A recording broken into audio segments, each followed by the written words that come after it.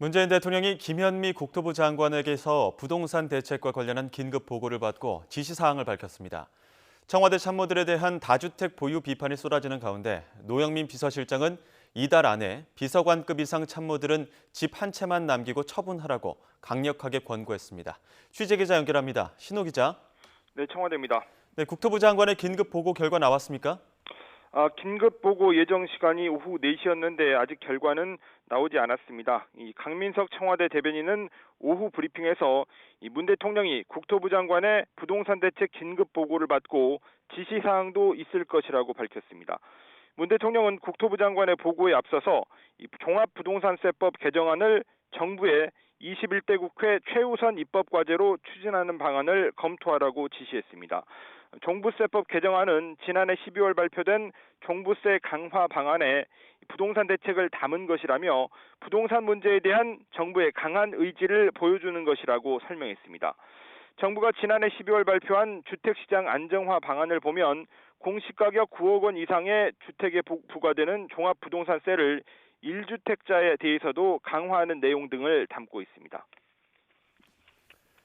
네, 청와대 참모들의 다주택 보유에 대한 비판도 거센데 노영민 비서실장이 이달 안에 집을 팔라는 강력한 권고를 내렸다고요. 네, 작년 12월에 이미 내렸던 권고인데 지킨 사람이 거의 없었습니다. 노 실장은 당시 이 정부의 부동산 정책에 적극 동참하는 차원에서 청와대 참모진에게 수도권에 집 2채 이상을 보유한 경우 한 채를 빼고 나머지를 처분하라고 권고했습니다.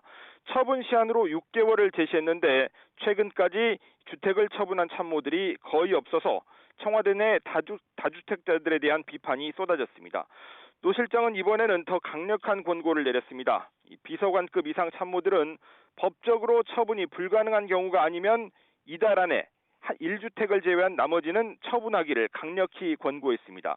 투기지역과 투기과열지구, 또 조정 대상 지역에 집을 보유한 다주택 보유자 12명이 대상입니다. 이 국민 눈높이에 맞춰서 솔선수범해야 한다는 차원에서 처분을 다시 권고했는데 노영민 실장이 대상자들을 한 사람 한 사람 개별 면담도 했다고 합니다. 노영민 실장은 본인 스스로도 서울 반포동과 충북 청주의 아파트를 보유하고 있는데요. 노 실장은 충북 청주의 아파트를 어제 매물로 내놨다고 청와대는 밝혔습니다.